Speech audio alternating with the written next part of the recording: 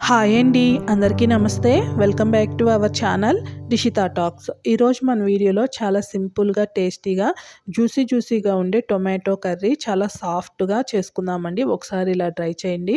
ప్యాన్లో 3 టేబుల్ స్పూన్ల ఆయిల్ వేసుకొని దీంట్లో 1/2 టేబుల్ స్పూన్ వరకు పచ్చెనగపప్పు, 1/2 టేబుల్ స్పూన్ జీలకర్ర, 1/2 టేబుల్ స్పూన్ ఆవాలు వేసుకొని ఇవి కాస్త వేగిన తర్వాత దీంట్లో 1/2 కప్పు వరకు ఉల్లిపాయల్ని ఇలా కట్ చేసి వేసుకుందాము అండి. ఇలా కలుపుతూ ఆనియన్స్ని అయితే ఫ్రై చేసుకుందాము. దీంట్లో ఒక 2 రెబ్బల కరివేపాకు కూడాను వేస్తున్నాను. అలానే ఒక 2 పచ్చిమిర్చిని కూడాను చిన్నగా కట్ చేసి వేసుకుందాము. ఉల్లిపాయలు అయితే కాస్త కలర్ చేంజ్ అయ్యి ఫ్రై అయ్యేంత వరకు ఇలా కలుపుతూ ఉందామండి. చూడండి, ఇలా ఈ మాత్రం ఫ్రై అయితే సరిపోతుంది ఉల్లిపాయలు అనేవి. దీంట్లో ఒక టేబుల్ స్పూన్ వరకు ఫ్రెష్గా గ్రైండ్ చేసుకున్న అల్లం వెల్లుల్లి పేస్ట్ అయితే వేస్తున్నానండి. అల్లం వెల్లుల్లి పేస్ట్ వేయడం వల్ల కర్రీకి మంచి ఫ్లేవర్తో పాటు టేస్ట్ కూడాను వస్తుంది.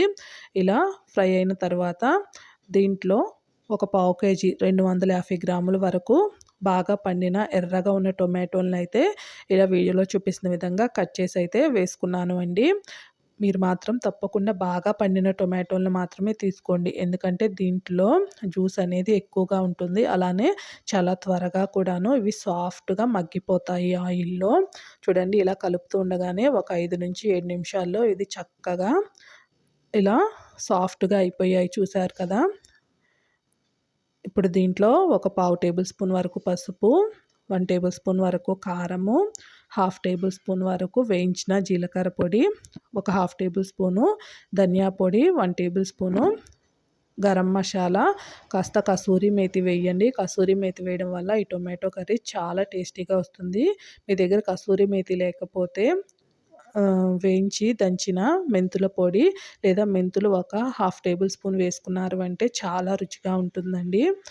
అలానే ఒక 1/2 టేబుల్ స్పూను వేయించి దంచుకున్న ఆవపిండి కూడాను కలుపుకుంటే రుచి అద్భుతంగా ఉంటుంది. ఇవన్నీ కూడాను చక్కగా కూరలో కలిసే విధంగా కలుపుకొని టేస్ట్‌కి తగ్గట్టుగా సాల్టు, అలానే 1 టేబుల్ స్పూన్ నుంచి 1 ½ టేబుల్ స్పూన్ వరకు షుగర్ వేసుకోండి. చాలా రుచిగా ఉంటుంది. మీకు షుగర్ ఇష్టం లేకపోతే ఈ ప్లేస్‌లో బెల్లం కూడాను వేసుకోవచ్చు.